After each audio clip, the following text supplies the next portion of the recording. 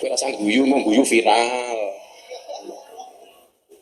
Kaya Kiai Usman mesake kowe. Kasihan ya, kasihan kalau sampai seperti Kiai Usman.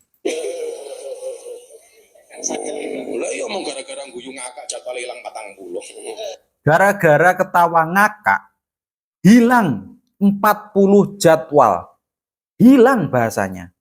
Hilang itu adalah kepemilikan, ya, kepemilikan yang ya tiba-tiba hilang. Oh, 40 jadwal guys, hilang.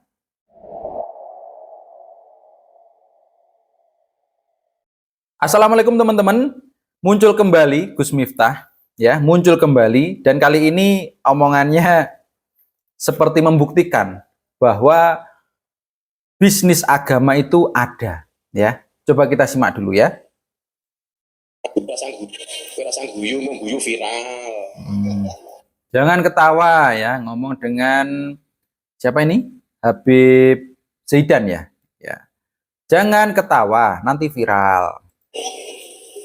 Kaya Kiai Usman mesake kowe. Kalau seperti Kiai Usman yang ketawanya terbahak-bahak kemarin, nanti kalau dihujat kasihan ya, Habib Zaidan kasihan. Lah ya mau gara-gara guyu ngakak jadwal hilang 40. Ya ketawa lagi Habib Zaidan. Gara-gara ketawa ngakak dengan Gus Miftah beberapa bulan yang lalu, akhirnya Kiai Usman kehilangan 40 jadwal. Kehilangan teman-teman, bahasanya kehilangan. Ya, seperti hal yang telah dimiliki lalu hilang, ya. Ini kalau saya simpulkan, ini agak aneh teman-teman, agak aneh. Kenapa? Karena jadwal pengajian itu apa sih yang diinginkan? Apa? Seharusnya kan kalau jadwal itu ya ngaji saja, pengajian saja. Kok sepertinya kehilangan sesuatu, ya. Orang kalau kehilangan itu merasa agak gimana gitu. Bahasanya kok kehilangan. Seharusnya malah agak seneng, ya, seperti Gus Ikdam itu loh, seneng. Gus Ikdam kan seneng kalau jadwalnya ada yang cancel, seneng Gus Ikdam bisa istirahat. Karena bagi Gus Ikdam, ngaji di Sabilu Taubah, ngaji di markas pusat Estengel itu sudah cukup. Karena apa? Ya karena targetnya Gus Ikdam ini paranggarangan, dikumpulkan di tempatnya Gus Ikdam, dinasehati. Bukan kok keliling, itu bukan keinginannya Gus Ikdam, itu keinginannya jamaah. Jadi kalau di cancel oleh jamaah, Gus Ikdam seneng. Bahkan dulu pernah nantang. Gus Ikdam waktu kapan ya? Hampir setahunan lah ya, itu malah nantang. Ayo monggo, siapa yang pengen meng-cancel jadwalnya Gus Ikdam, monggo dipersilahkan. Karena Gus Ikdam waktu itu agak sakit, ya. Jadi sampai pernah itu dikasih mikrofon tapi keadaannya di mobil sedang sakit. Sampai segitunya Gus Ikdam. Ya seneng Gus Ikdam kalau ada yang meng-cancel malah seneng. Karena bisa istirahat, bisa menjaga kondisi badan. Akhirnya bisa dakwah di rumahnya sendiri. Gitu, bukan bahasanya kok malah kehilangan. Terus kalau kehilangan jadwal 40 ini gimana? Sedih gitu ya? Kuwi sing guyu sampean kuwi ilang 40. Mau gara-gara hilang 40. Gara-gara ketawa ngakak yang seperti itu ya, kehilangan 40 jadwal. Kehilangan gara-gara ketawa ngakak. Ya Allah, kok malah di-cancel ya? Berarti kan ada yang salah. Kenapa kok dibatalkan? Kenapa? Apakah ada yang salah? Ya berkaca lah ya, berkaca. Seharusnya kalau memang ada yang dibatalkan, harusnya berkaca. Kok sampai hilang 40 jadwal gimana? Ya harusnya ngaca. Apakah memang salah? Gus Ikdam saja malah pengennya dibatalkan. Ya, jangan sampai sehari 2 kali, 3 kali, jangan sampai. Capek loh. Capek. Ya, mengisi acara itu capek.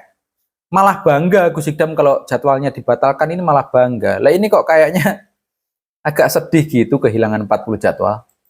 Rupanya kayak siapa? Ya. Kayak Said. Sakit. Kasihan. Kasihan ya. Kasihan kalau ada yang kehilangan 40 jadwal, kasihan. Waduh.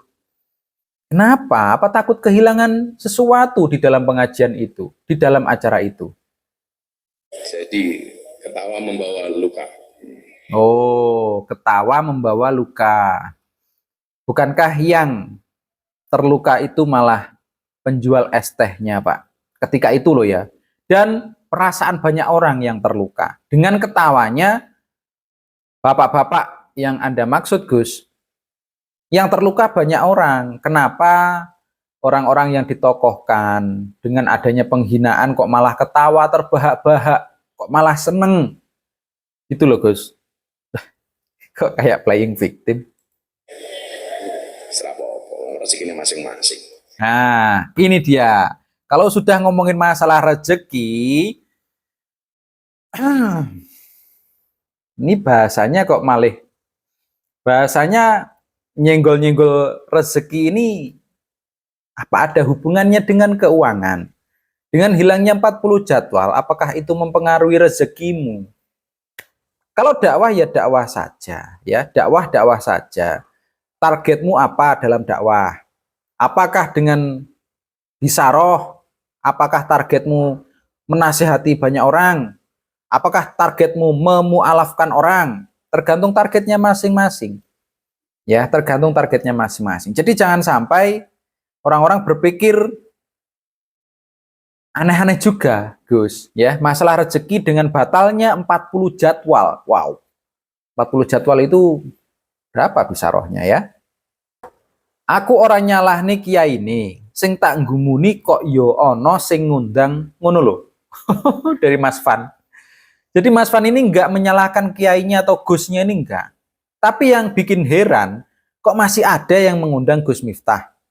Yang dibahas itu lagi ya. Yang dibahas itu lagi. Ya Allah. Ngene sik payu ae.